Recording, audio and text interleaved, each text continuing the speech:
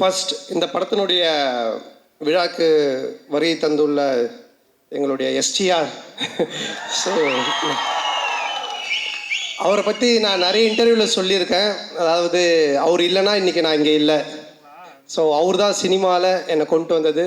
அதுக்கு முன்னாடியே அவர் படத்தில் நான் வந்துட்டு அட்மாஸ்பியர் நடிச்சிருக்கேன், காதல் அழிவதில்லை படத்தில். அதுக்கப்புறம் அவர் எடுத்து போட்டு பார்த்துட்டு, இது நடுவில் வந்து மூஞ்சல் இவ்வளோ ரியாக்ஷன் கொடுத்துட்டு நீயும் நானும் கூல் சுரேஷும் தான் நடுவில் போய் டிஸ்டர்ப் பண்ணிகிட்டு இருப்போம்.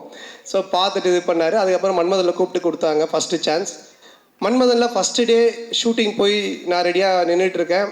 அதில் வந்து அவர் அந்த மொட்டை கேரக்டராக உள்ளே வருவார். வந்த உடனே நான் வந்து வாங்கன்னொன்னே இந்த மாதிரி என் பேரை கேட்பார், இங்கே இன்ட்ரடியூஸ் ஆகும், இதுதான் சீன்.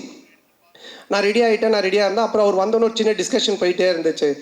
நான் டவுட் ஆகிட்டு, என்ன ஏதாவது ஆளுகளை மாற்றுறாங்களா இல்லை என்ன ஆச்சுன்னு தெரியலையே அப்படின்னு போயிட்டு மெதுவாக என்னாச்சு அப்படின்னு சொல்லி கேட்டேன். இல்லை, நீ லொல்லு சபாலேருந்து வந்திருக்கீங்க, இப்போது ஃபஸ்ட் டைம் ஸ்க்ரீனில் காட்ட போகிறோம், உங்களுக்கு ஒரு கிளாப்ஸ் வரணும் ஓப்பனிங்கு, அதுக்காக யோசிச்சுட்டு இருக்க, சும்மா ஜென்ரலாக வந்து பேச வேண்டாம் அப்படின்னு சொன்னார். ஆனால் நான் வந்துட்டு எனக்கு கிளாப்ஸா தேட்டரில் அடிப்பாங்களா அப்படின்னு சொல்லி கேட்டேன். இல்லை லொல்லு சபா டிவியில் ரீச் இருக்குல்ல, கண்டிப்பாக உங்களுக்கு தேட்டரில் கிளாப்ஸ் வரும் அப்படின்னாரு. அப்போ நான் வந்து என்ன பண்ணணும் அப்படின்னு சொல்லி கேட்டேன். சரி ஒன்று பண்ணலாம், நான் வந்தோடனே உன் பேர் கேட்குறேன், உன் பேர் என்னென்னா அப்போ தான் வச்சோம் பாபின்னு வச்சோம். உன் பேர் என்னென்னு கேட்குறேன், நீ வந்துட்டு பாபின்னு சொல்லு. நான் எக்கோவில் வந்து ஒரு 3 இடத்துல பாபி பாபி பாபின்னு அப்படி போட்டுட்டு மியூசிக்கெல்லாம் காமிச்சிட்டு அப்புறம் நான் சீனுக்குள்ளே நம்ம போகலாம் அப்படின்னாரு. நல்லா இருந்துச்சு. அவருக்கு என்னென்னா என்னை காட்டும் போதே ஒரு கிளாப்ஸோட காட்டணும் அப்படின்றதுக்காக சொன்னார். அப்போ நான் சொன்னேன், இல்லை இப்படி ஒன்று பண்ணலாமா, என்ன நீங்கள் கேளுங்க, நான் வந்து 3 தடவை நானே பாபி பாபி பாபின்னு சொல்கிறேன், அதுக்கப்புறம் நீங்கள் அந்த டைலாக் சொல்லுங்கள், அப்படி பண்ணலாம் அப்படின்னா. ஒன்று அவரும் சிரிச்சிட்டு, சரி நல்லா தான் இருக்குது, ஆனால் பில்டப்பாக இருக்காது, ஆனால் நல்லா தான் இருக்குது அப்படின்னாரு. நல்லா தான் இருக்கும் அப்படின்னு சொல்லிட்டு அப்போ தான் அந்த ஃபஸ்ட்டு டைலாக்கு அவர் வந்து என்கிட்ட கேட்பார், உன் பேர் என்னன்னுவார். நான் ஒன்று பாபி பாபி பாபின்னுவேன்.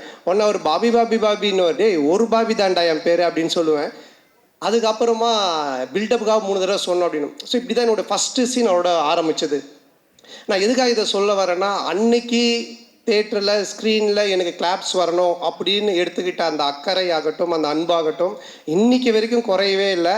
அதே அன்பு அதே அக்கறை இப்போ பண்ணுற எஸ்டிஆர் 49லேயுமே என்கிட்ட என்ன சொன்னார்னா, டைரக்டரை கூப்பிட்டு சாண்டாக்கு என்ன வேணும், சாண்டா எப்படி நம்ம நல்லா யூஸ் பண்ண முடியும், சாண்டாக்கு என்ன பண்ண முடியும், அதை முதல்ல யோசிங்க அப்படின்னு தான் சொன்னார். அன்றைக்கி கூட வீட்டில் போய் மொட்டை மாடியில் பார்த்து ஒரு 3 hours டிஸ்கஷன் பண்ணும்போது என்னை பற்றி மட்டுமே தான் பேசிகிட்டு இருக்காரு. ஸோ இப்படிப்பட்ட ஒரு அன்பும் அரவணைப்பும் கொண்ட ஒரு அருமையான ஒருத்தர் எனக்கு கிடைச்சது. உண்மையிலேயே நான் கடவுளுக்கு நன்றி சொல்லணும், எங்கள் அப்பா அம்மாவுக்கு நன்றி சொல்லணும். ஸோ ரொம்ப நன்றி நீங்கள், I love you all the time.